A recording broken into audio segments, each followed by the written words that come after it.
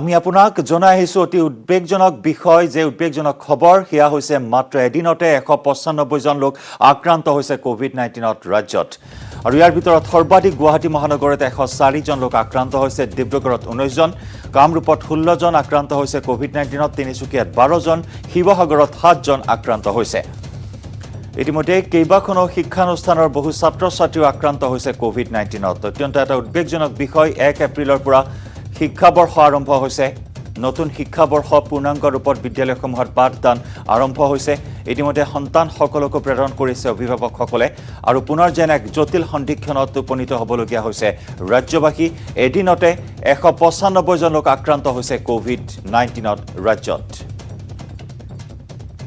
হতিত সাংবাদিক হীৰকজ্যোতি মালাকাৰ সৈতে আমি যোগাযোগ স্থাপন কৰিছো এই মুহূৰ্তত হীৰক কৰোনাৰ নতুন ষ্ট্ৰেইন ইতিমধ্যে চৰিত্ৰ হলাইছে কৰোনাৰ এই নতুন ষ্ট্ৰেইনে অত্যন্ত ভয়ানক ৰূপত বাঢ়িছে এতিয়া কৰোনাৰ সংক্ৰমণ ৰাজ্যজুৰি সমগ্ৰ দেশজুৰি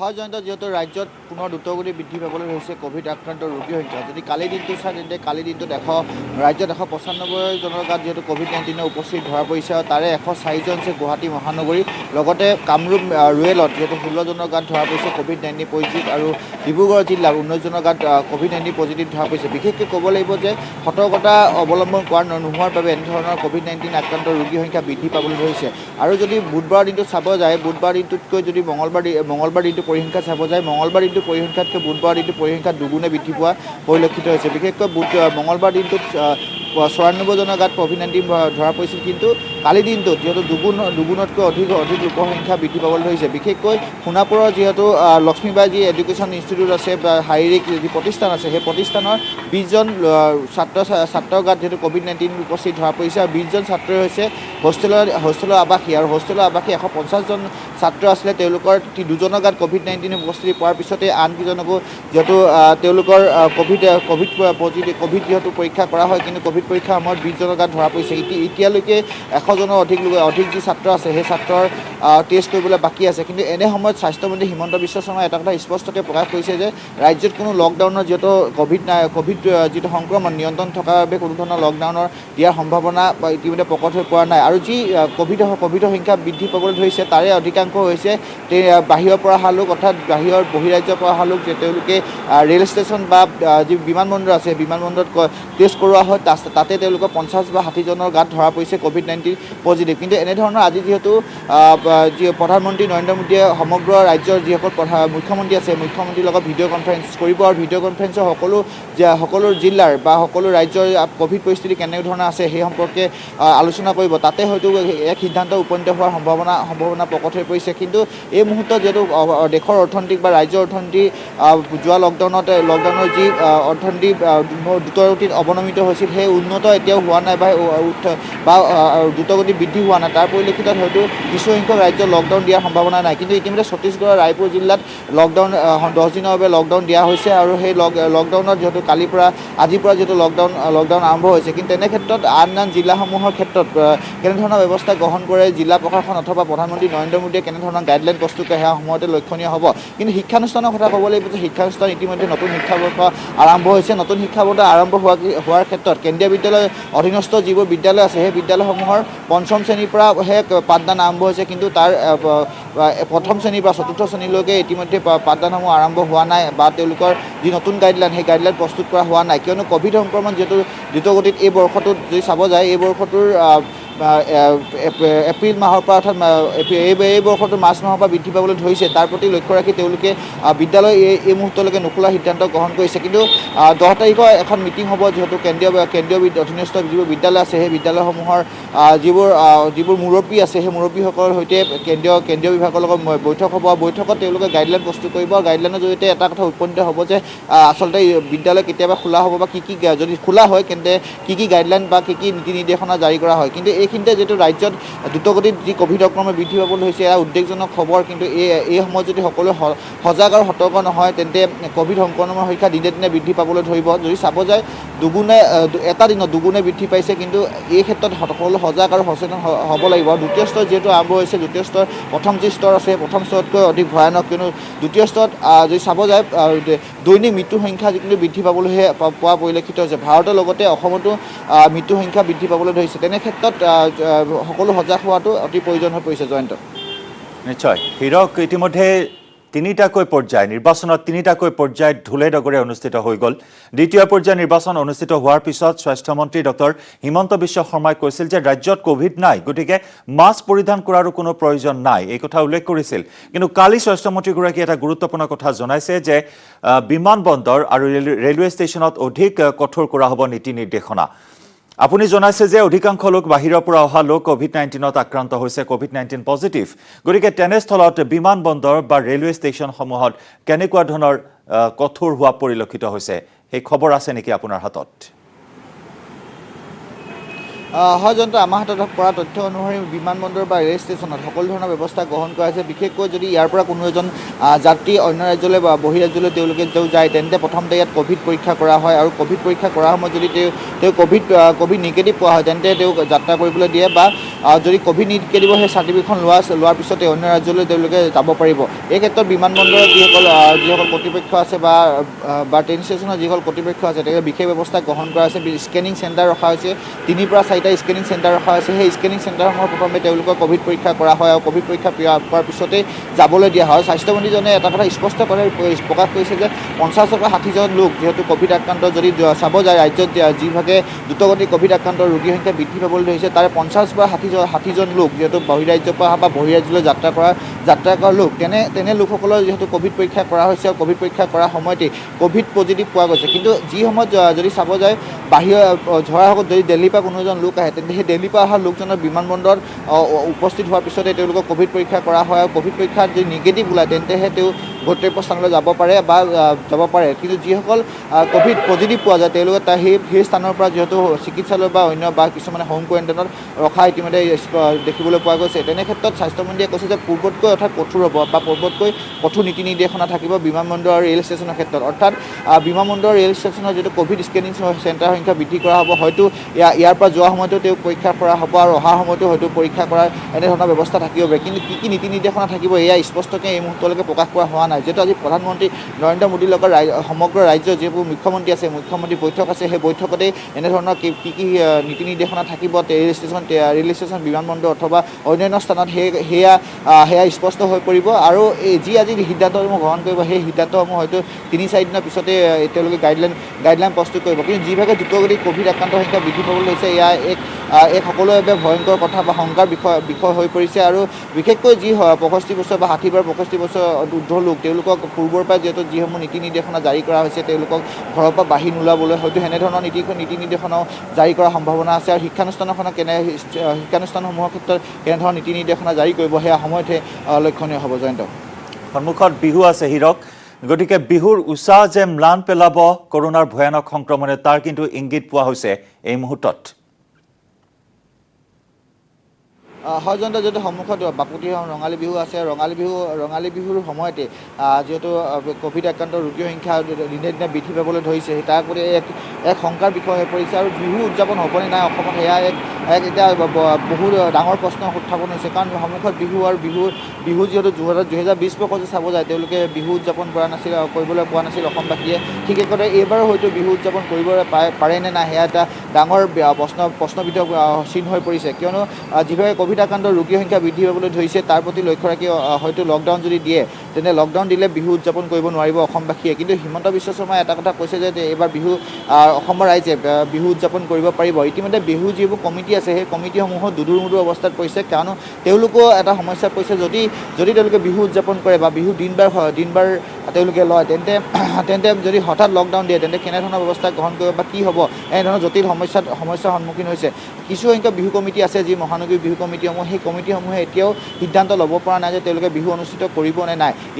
চাব যায় যে চান্দমাৰী বিহু কমিটি বা অন্যান্য যি গণেশগুৰি বিহু কমিটি আছে, সেই কমিটিসমূহে কালি বৈঠকত মিলিত হৈছিল। কিন্তু বৈঠকত মিলিত হোৱাৰ পিছত তেওঁলোকে এই মুহূৰ্তলৈকে যে সঠিক সিদ্ধান্ত ল'ব পৰা নাই যে তেওঁলোকে বিহু উদযাপন কৰিবনে নাই। আচলতে বিহু এইবাৰ হ'বনে নাই সেয়া এটা প্ৰশ্নবোধক চিহ্ন হৈ পৰিছে। কিন্তু হিমন্ত বিশ্ব শৰ্মাই কোৱা অনুসৰি বিহু সকলোৱে উদযাপন কৰিব বা বিহু হ'ব বুলি কৈছে। যিহেতু 2020 বৰ্ষত বিহু উদযাপন কৰিব পৰা নাছিল। কিন্তু 2020 বৰ্ষই চাব যায় 2020 বৰ্ষৰ এপ্ৰিল মাহত ক'ভিড আক্ৰান্ত ৰোগীৰ সংখ্যা এনেদৰে বৃদ্ধি হোৱা নাছিল। কিন্তু তাৰ পৰিলক্ষিততো দেশৰ কেন্দ্ৰীয় মন্ত্ৰালয়ে যিহেতু লকডাউন ঘোষণা কৰিছিল। কিন্তু 2020 বৰ্ষৰ এপ্ৰিল মাহৰ যদি তুলনাত এই বৰ্ষৰ 2021 বৰ্ষৰ এপ্ৰিল মাহৰ তুলনা যদি কৰিব চাই ক'ভিড ৰোগীৰ সংখ্যা, তেন্তে 2021 বৰ্ষত বৃদ্ধি পাবলৈহে ধৰিছে। সেয়া 2020 বৰ্ষত যদি চাব যায় 20ৰ পৰা 30জনৰ সংখ্যা আছিল। কিন্তু এপ্ৰিল মাহত যদি এইবাৰ চাব যায় 2021 বৰ্ষৰ এপ্ৰিল মাহত ক'ভিড ৰোগীৰ সংখ্যা 195জন হৈছেগৈ কালিৰ দিনটোতে। সেই হিচাপে কেনেধৰণৰ সিদ্ধান্ত গ্ৰহণ কৰে কেন্দ্ৰীয় মন্ত্ৰালয় সেয়া সময়তে লক্ষণীয় হ'ব। কিন্তু সকলোৱে হেঁপাহ আছে যে এইবাৰ বিহু উদযাপন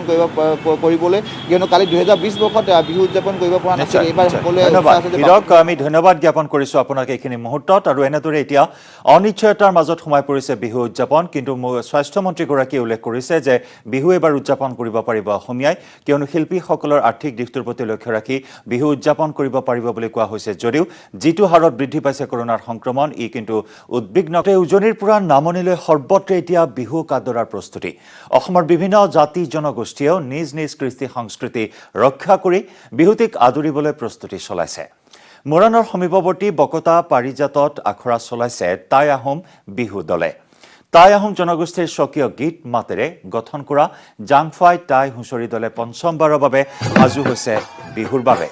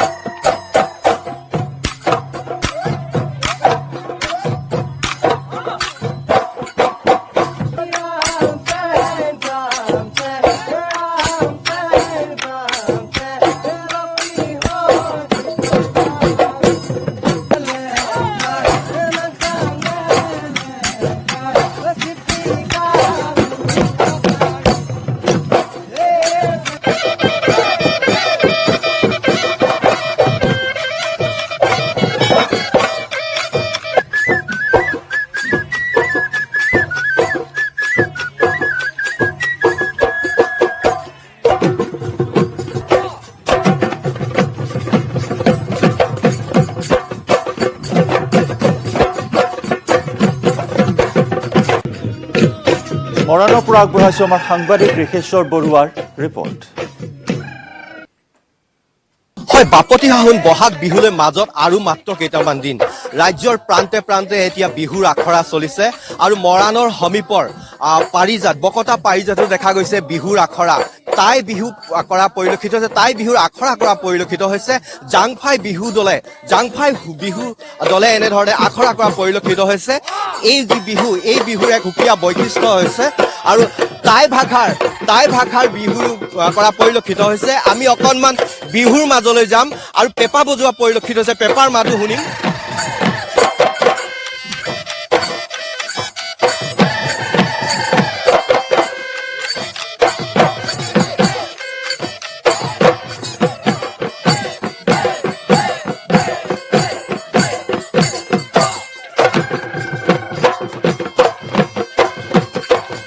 হয়, নিশ্চয়কৈ কোৱাৰ প্ৰয়োজন। এক স্বকীয় বৈশিষ্ট্য আছে এই টাই বিহুৰ, যি আখৰা কৰি আছে জাংফাই হুঁচৰি দলে।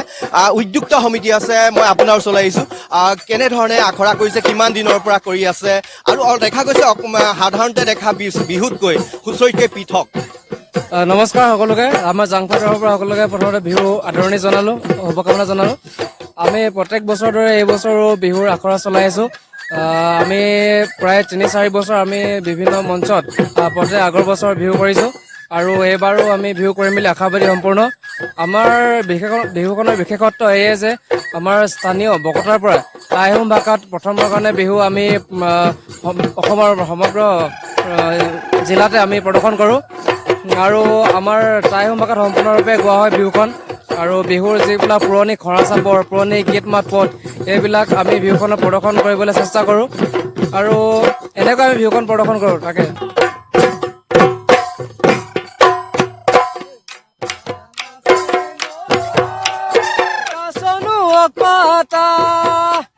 kata nang sengoy ing pansiyok mata oi ing pansiyok mata nang sekarak selung oi maboy talung pohole krup tang ha yo kamata ing pansi সঁচাকৈ এক নান্দনিক দৃশ্য টাই ভাষাৰ যি গীত গোৱা পৰিলক্ষিত হৈছে বিহু গীত গোৱা পৰিলক্ষিত হৈছে আৰু এই যি টাই হুঁচৰি দল জাংফাই হুঁচৰি দলে ইয়াৰ হুঁচৰি আখৰা কৰাৰ পিছত বিভিন্ন মঞ্চত আৰু চোতাল বিহু কৰিব সেয়ে এতিয়া প্ৰস্তুতি চলাইছে পূৰ্ণ উদ্যমে আৰু এক প্ৰকাৰ ক'বলৈ গ'লে সম্পূৰ্ণ সাজু হৈ উঠিছে বিহু মঞ্চৰ বাবে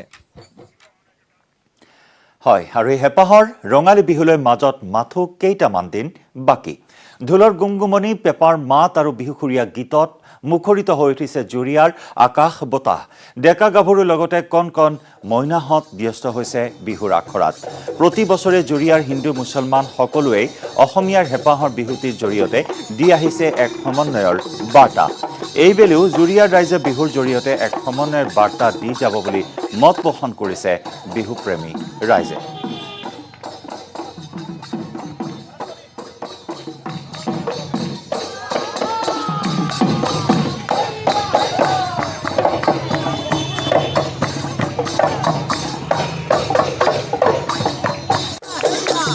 অসমবাসী ৰাইজক ৰঙালী বিহুৰ শুভেচ্ছা জনাইছোঁ জুৰিয়াৰ পৰা জুৰিয়া আঞ্চলিক যুৱ সমাজে অহা 3 আৰু 4 বহাগত জুৰিয়া আঞ্চলিক যিখন কেন্দ্ৰীয় ৰঙালী বিহু পাতিবলৈ লৈছে নাজানো মনত শংকা হৈ আছে কি কৰিব পাৰোঁ নাজানো কৰোনাৰ মানে যিটো লকডাউনৰ খবৰ শুনি আছোঁ তাৰ মাজতে সেইটো বাৰ্তা আহি গ'লে মনত ঢেকিয়াজুলিতো অসমীয়াৰ বাপতি সাহোন বিহুটিক আদৰাৰ ব্যাপক প্ৰস্তুতি চলিছে গৌৰৱোজ্জ্বল 51টা বসন্ত গৰকা ৰূপজ্যোতি বিহুৱাত দলে নৰূপত মঞ্চত বিহু প্ৰদৰ্শন কৰিবলৈ সাজু হৈছে ৰূপজ্যোতি আঞ্চলিক বিহুৱাত দলৰ নাচনীত ঢুলীয়া সকলোৱে এতিয়া আখৰাত ব্যস্ত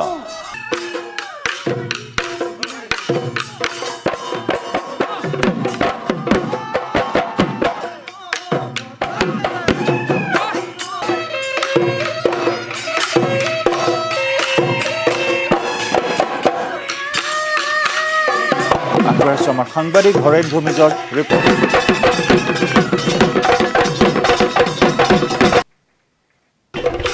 হয় নিশ্চয়কৈ বিধানসভা নিৰ্বাচনৰ ভোট গ্ৰহণ সামৰণি পৰাৰ পিছতেই ৰাজ্যজুৰি এতিয়া অসমীয়াৰ হেঁপাহৰ ৰঙালী বিহুক আদৰাৰ পূৰ্ণ প্ৰস্তুতি চলিছে ঢেকিয়াজুলিতো ৰঙালী বিহুক আদৰাৰ পূৰ্ণ প্ৰস্তুতি চলিছে আৰু মই বৰ্তমান উপস্থিত আছোঁ ঢেকিয়াজুলিৰ যি ৰূপজ্যোতি আঞ্চলিক বিহুৱা দলৰ আখৰাস্থলীত কাটিলা তামোলটি নিখনি তামোলটি নিখনি নুৰিয়াই বান্ধিলা পান দেহিও পথাৰে পথাৰে বিচাৰি ফুৰালা কতে নুদাই আছিলা